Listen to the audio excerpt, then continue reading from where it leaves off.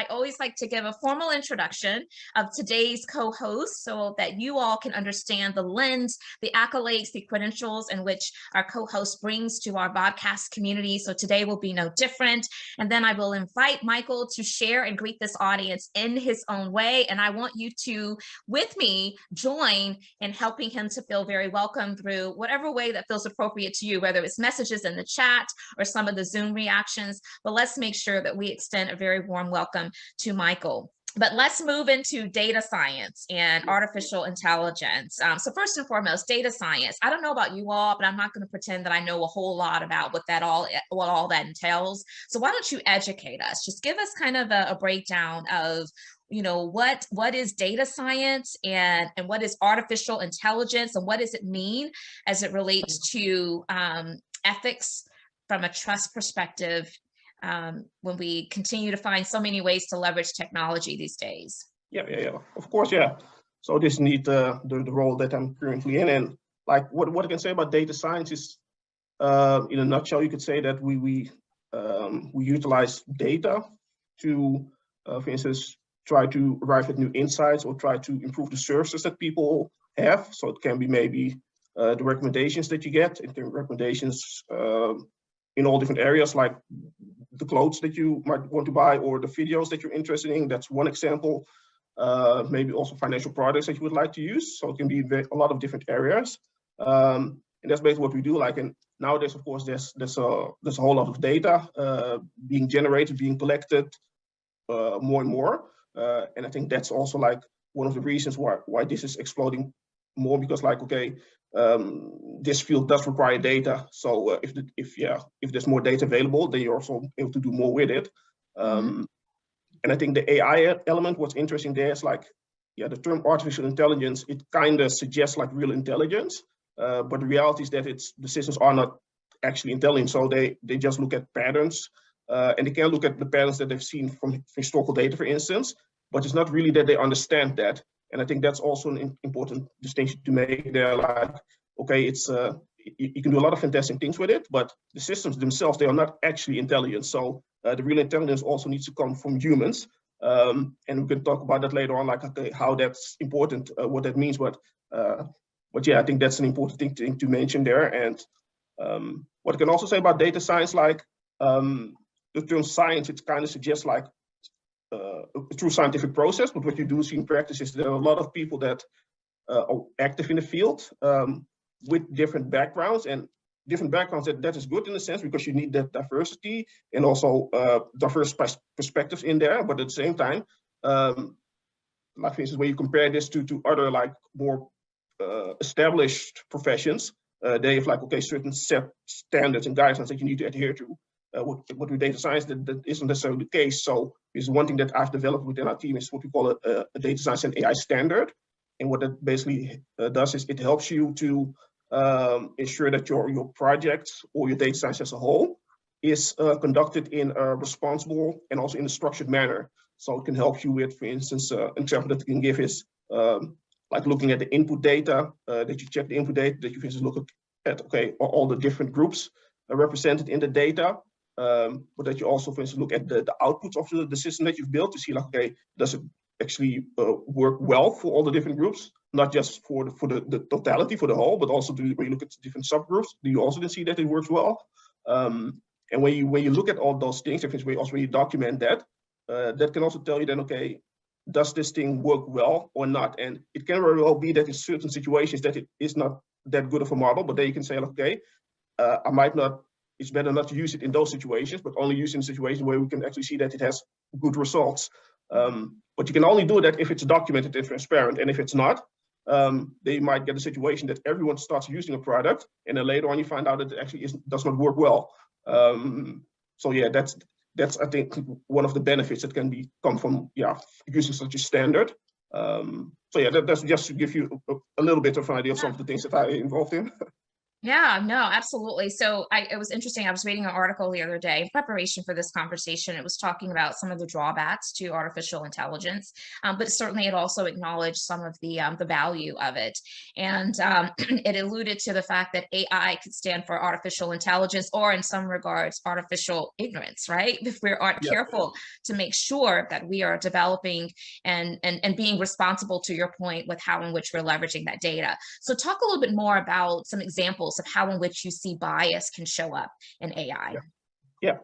I think like one way that you can show, for instance, when you look at when people, for instance, want to apply for a loan, it could very well be that, for instance, that men then have a higher likelihood of getting a loan approved, or people from a certain ethnic background will have a higher likelihood of getting the loan approved. Another example could be, for instance, in the recruiting process. That was a big example from a few years ago. It's a big company. What they did is that they thought that they had taken out like elements such as gender and race, but the reality is that there are also like characteristics that can be related to gender and race. So even if you don't know the gender or race, based on the other characteristics, you can still know, like, okay, is it a white person or a black person, or is it a man or a woman? So that's what happened there. So they thought that, okay, I've taken all those other elements out, but it turned out actually to discriminate. So in that case, for instance, that women had a way higher likelihood of getting a job, but that was based on the historical data it was trained on. And I think what's also important to mention there is that you get the bias in there, and sometimes people think that, okay, nowadays there's so much data available being generated that if you have a lot of data, you will be okay. But you still need to check, like, okay, is the data balanced? Are there maybe relationships between characteristics that might still give you secret information that actually will tell the model whether it's a woman or whether it's a person with a certain ethnic or racial background? So those are a few examples. And I think what's also interesting to mention is that, of course, like, yeah, I'm in data science and AI. So I can talk about bias there, but you actually see bias also in other technologies. And I think one really relevant example is now was during the pandemic that, of course, like when people like get COVID, when they get into the hospital, they might need extra oxygen. But one thing that you have there is like there are like devices used, oximeters or oxygen meters. What research actually shows is that they don't work that well for people with dark skin. So what it actually does is like it overestimates the oxygen level in the blood of those people. As a result, they only in a later stage then get extra oxygen, or only in a later stage will be put on a ventilator. And the thing is that it was an article about the situation in the UK. It was now being investigated because, like, if that's the case with those systems, that could also then lead to higher death rates with people with darker skin. And the problem there was also that it was not only that there is that bias in the technology, but the research was already done before the pandemic. So the question then also is, okay, if the research is done, like, okay, why didn't anyone do anything with that data? Because I think that's an important thing here, the distinction to always make. Like a few months ago, I gave also a presentation about this topic, and someone asked me, like, okay, can't there just be, for instance, a checklist made that you can follow? And I say, like, okay, we can do that. Like, I've made also the standard, the data science and AI standard, that's also essentially a checklist. But what you need to realize is that you're still dependent on people. People need to follow the checklist. The AI won't supervise itself. So if people are not ethical and don't want to follow the rules, or try to obfuscate reality for whatever reason, or pretend that they're following the rules, then you will still have that issue. And that's the issue that you had here. Like, the research was done, the medical devices don't work that properly, then nothing was done with it, and then the pandemic hit. Now, you might not have seen the pandemic coming, so that only amplified the problem, but we already knew that the devices had certain issues. Yeah. So it shows up in a multitude of different types of technologies. And, you know, so I'm curious about how much of this correlates to just the lack of diversity in STEM fields in general. Because when I consider that even if we were to have a checklist that we can, you know, have everybody to follow pretty routinely, it's that checklist, what makes its way to that checklist is informed by the research and the data. And oftentimes it takes great level of representation across many different populations for people to be able to uncover what those potential challenges can be for certain groups. And so what is the correlation from your vantage point to just maybe the general lack of diversity in STEM? Yeah, I think like if the people that are of course developing it, if they are all from the same group, then it's already less likely maybe that they would flag certain issues, or that it would even be maybe a consideration for them that, okay, maybe the tool that I'm developing to determine like, okay, the healthcare that someone would get, maybe there could be a bias there for certain people. But if you're all in the same group, you might not even think about that.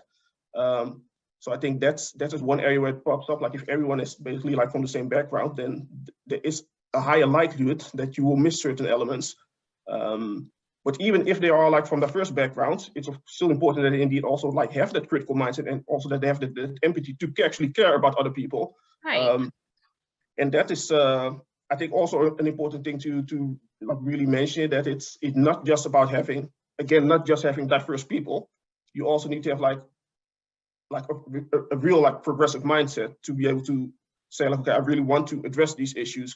But I think it isn't definitely a problem. Like if the people with the developing the technology all have the same background, or for instance, when the people have like, because not just the people that, I think that's also important to say, like, it's not just the people, the technical people that are developing it, but also like really the business leaders on top. Because for instance, like when you talk about all those social media platforms, for instance, there was also a lot of talk about, okay, how the algorithms, how they basically, if it's also manipulate people, or how they tolerate certain very extreme viewpoints. But the point that I always make there is that it's not necessarily only that technical people like deliberately make like bad algorithms. It's also like the people at the top, they know like, okay, engagement basically means more profits. So they basically have a business model that's really set up to encourage that and to basically keep it going. So if you really want to tackle this, it's also important that the leaders are really also like people with an ethical mindset, that are not only there thinking like, okay, I need to make like the most profit, but also really think like, okay, might my system maybe be hurting some people, even though it might be a smaller group, like, but yeah, do you care enough about that then to want to tackle that? Right. Do you care enough? Yeah, absolutely. So a lot of people that are joined here today, including myself, were taken aback by just the information regarding the amount of oxygen in Black skin and how AI overestimates that. I mean, this is life and death in some regards, in many situations. And so it certainly is jarring. So one of the questions that's coming from the audience, and I appreciate the questions that are coming forth, I will open it up momentarily to invite as many of you that desire to present your questions directly, or even just contribute to the conversation to do so. But one question that's come forward is, can you offer any recommendations, Maikel, or insight into how we can incorporate more DEI, lessen the bias into artificial intelligence or other technologies more responsibly? What can we do? Yeah. So like one thing that you can do is like the standard that I talked about, like, okay, if you follow such a way of working, and it's also really has a lot to do with like, okay, just logical thinking, because it's one of the key elements in there is like you need to be transparent about the steps that you take and also document it. So things like, if you then take certain data, then you need to be transparent about, okay, what is the composition of the data, and then also document it so other people can also look at it and then also make their own determinations based on that. So that's one thing that you can do, like follow such a methodical process. And I think it's also very important to have like, it's like in my work at UI, we also use what we call certain so-called trusted AI methodology. And it also like mentions a lot of the aspects that to consider. So for instance, even though data science and AI, it's about technology, but that framework then also mentions other elements. So for instance, like the ethical factors to consider, but also factors having to do with the social impact. For instance, like, okay, if you implement that technology, like how will it impact people? Will it that maybe lead to people being displaced in the sense that they might lose their job or maybe need to do other work? You also need to really think about the accountability part. So like, it cannot just be that the algorithm decides something and that then if you want to complain about it, then there's no human or whatever behind it where you can go to. It's also like, okay, no matter what the algorithm does, there also needs to be a person or organization behind that. So like utilizing those kinds of frameworks can really help you to also say like, okay, it's not just about the technical side, but also really consider those elements, ethical elements, social impact, accountability. Another thing that you can also really have is like a an oversight board, for instance, preferably an external oversight board with professionals from like a variety of different fields. So not just technical people, so take people with a background in history and psychology, for instance, sociology, in ethics and in law. When you have that, you will get like different viewpoints that you might not consider when you're just like basically stuck in your own tunnel, developing your products. But having that external check upon the stuff that you do can really also be helpful. So I think that can really help. And I think the main thing is just you need to be open and critical, and also realize that you don't know everything, and it's really good to also get other people involved to just check your work and also make it better. So yeah, there are definitely things that you can do, and like I said, it isn't even like rocket science. It's more like, okay, you need to take the steps, and you also really need to care about it, because I think the care element is very important. Like, okay, do you believe it's a problem or not, and do you care enough to want to do something about it? And but there's also again the challenge, because like I said, like ethical AI, it does require ethical humans. So I would say like, okay, there's a lot of talk nowadays also about bias in AI, and in a way it's kind of deflection, because it deflects away from the human responsibility there. And I'm like, okay, if we really want to solve or fix a problem of ethical AI, we need to solve the problem of ethical humans, because there are a lot of problems that we have not really solved yet. But that's really we need to begin, because the technology, like I said, AI, it suggests intelligence, but it's not really intelligent. So even if there's a bias in the system, it's not that it really understands a bias or that it chooses to discriminate against certain groups, but the people that are monitoring the systems, they can know that. So they need to be the ones to check that and supervise that. And that is something that you can put in place, those structures, but they really need to do that. And also technical solutions. For instance, I also work with certain technological or software solutions. For instance, like I mentioned the example of loan applications, that it might be biased against women or people with a certain background, but you can also check for those things. So what you then can do is like, okay, maybe I've made an AI model, and I put it through that system, and it determines like, okay, women are really being negatively impacted in the model. What you can then say is, okay, I'm going to retrain the model and say like, I don't want to have a big difference between men and women, or you can say, I don't want any difference at all. And you can retrain until you arrive at a model that actually has a high accuracy and at the same time does not have this imbalance between men and women. So those are things that you can actually do. So there are certainly steps that you can take. Yeah, Maikel, you've given us some very practical considerations. And it's like you said, it's not necessarily, it doesn't have to be rocket science. One of the most powerful statements that you've brought to the conversation today is that ethical AI requires ethical people, period. Yeah. Definitely. I mean, that in and of itself will solve so much of this. And so that really resonated with me. I want to bring Vicky Gonzalez, one of our client partners and friends of the Intentional Conversations Vodcast, to the conversation, because she shared in the chat an example of equity in data. And I would love for you to just speak to that, Vicky. Hi, how are you? Hi, good. Good to see you. Happy anniversary. Thank you. Thank you so much, Maikel. This is very, very important stuff. And my question is definitely in this family. It involves data. So I'm thinking of equity in data, and the example I'm using is an engagement survey. And obviously the data that you get is to specific questions, but it also relates to the respondent's identity, age, race, ethnicity, tenure, sexual identity, et cetera, et cetera. So what is the best practice for equitably and ethically evaluating that data? You know, top line by the various categories, it seems ethical and proper. Does it seem ethical or proper to just look at the cum data, or is it more equitable and proper to weight it by its components? You know, some people might favor majority rules, but if you're really looking for it, what is the more ethical way to approach it and evaluate it?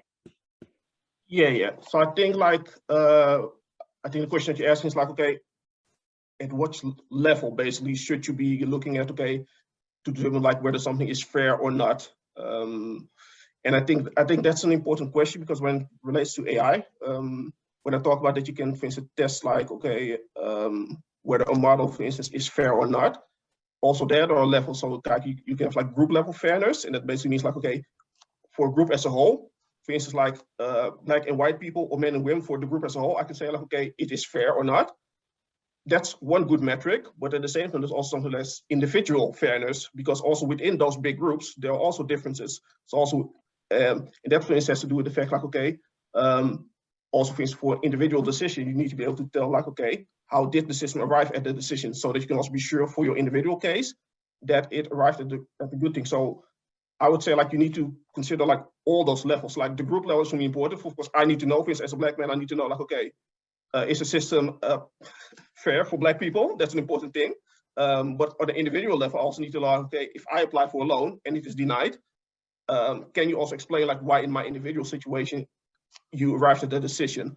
So I think all those levels are important, and I think it's also important that to raise this issue, because like sometimes like in this AI field, like it might be presented like, okay, well, we've checked everything, it's fair, but you might only have looked at one level. But that doesn't mean that on the other levels actually that you are fair. So yeah, I would say you need to really go into it and also really address all those different levels. Yeah. Thank you. Thank you. You're welcome. Thanks so much, Vicky. Appreciate the question. So we have, Michael, lots of engagement happening in the chat, and I want to try to, with the time we have left, to get to as many of these questions as possible. And Andrea Dunn, I'm going to give just a brief moment in case you would like to unmute yourself and share your question directly. If not, I'm happy to present it for you.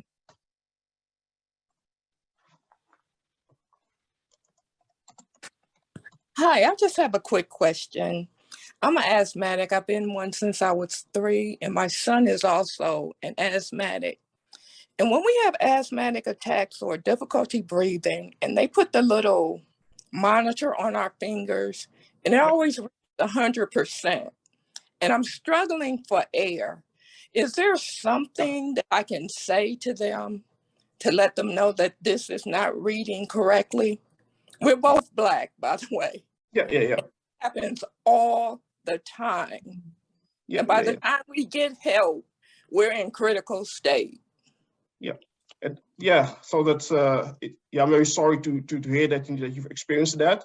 But this is exactly the example that I meant. Those oxygen meters that they clip on the fingers, and they totally overestimate the oxygen level. So what you could do, like maybe later on we can also share research about that, like the research that has been done. So if it's now in the UK, they're doing a review of medical devices, including these ones, but also that's together with their counterparts in the US, because the research actually shows that these devices do not work for people with darker skin. And it's not fantasy, it's like it's research that has been done. That's like, so that's something that you could use to them to say like, okay, the research shows that there's clearly something going on here. Like you might believe me, okay, here's the data, here's the research that has been done. The UK is reviewing it, the US is also reviewing it. So that is something that you could definitely use, because it is known that these devices don't work. And I think that's also, again, like the whole ethical side here is that I can tell people all I want, that like, okay, all the checklists that you need to follow. But again, here it's like, okay, like people need to show ethical behavior, because people know about this, but they clearly don't care enough about Black people to actually do something about it. So yeah, I hope that answers your question a bit, like that you could use that research, and yeah. Yes, yeah. Thank you. You're welcome. Yeah, that was painful to hear. It really was. But thank you so much for your question, Andrea. So I want to go to Linroy Jones now. He has a question that he placed into chat. I want to give you a chance to present your question live. Linroy? Thank you, and thank you for being here today. This is just a rich conversation. It's such an out-of-the-box conversation that has that D&I twist to it. I got 2 questions in there, but I'm just going to go with one. Can you fast forward for us, and then kind of put your futurist hat on? What does AI look in 10 years? And it doesn't have to be directly related to DE&I, but just otherwise, how does it look, AI look in 2032? I'm reading a lot of companies' strategic plans, and it's all tied together. Emotional intelligence is also in there too, but I'm interested in your futurist hat. Thank you. Okay. Yeah, thanks for the question, Leroy. Also good to see you, because I've also seen you a couple of times in other conversations. So glad that you're here. Yes, thank you. So yeah, when I look at the future, I think what's important with AI, what you already see actually is that AI, it's infused in many different things, and that will continue also in the future. So for instance, when you look at what is AI, how it can manifest, it can manifest in computer vision, like computers are able to like recognize images or videos. It can also manifest in speech recognition. But it can also, for instance, be integrated into other things. So when you think about robots and self-driving cars, AI is integrated in there. When you look at the software that we also use on our telephones, like there's a lot of AI also there. So how I look at AI is that people might think about it as, like I said, like artificial, like maybe like robots. They might think of Terminators or those kinds of things. But actually, AI manifests in many fluid ways. So it will be integrated in everything. And like even like the technology that we're using right now, Zoom also uses AI technology, for instance, to enhance the image quality, or like artificially enhance like the lighting that we see. So the way I see it going is that will only continue because it's actually already happening. Like AI is in many different places right now, and that will only continue. And the other thing that I might say, like, okay, maybe those ethical aspects, like, okay, will that be tackled? Like, for instance, in Europe, they have like on the European level, they have developed like ethical guidelines for AI. So on the one hand, that is positive, you could say, but then again, I always come back with my history. I'm like, it's nice that Europe tries to position itself as the ethical ones, but like you won't fool me, like I'm more historian than data scientist. I know that the behavior of Europe generally is not that ethical. So that doesn't necessarily mean that much to me. But I think that definitely like if people like with different backgrounds, they raise their voices more about these things, like those things will need to be tackled because like the oxygen meters, that's one of the examples that I hate most personally also, because the consequences are so dire right there. Like that stuff cannot continue. So it's important then that we try to mobilize as much as we can to also tackle that stuff because like that's really lethal stuff. And but yeah, I think but we still have that challenge because like I say, like AI is like one iteration of the technologies, but also a lot of other technologies, and we keep having the same things over and over again.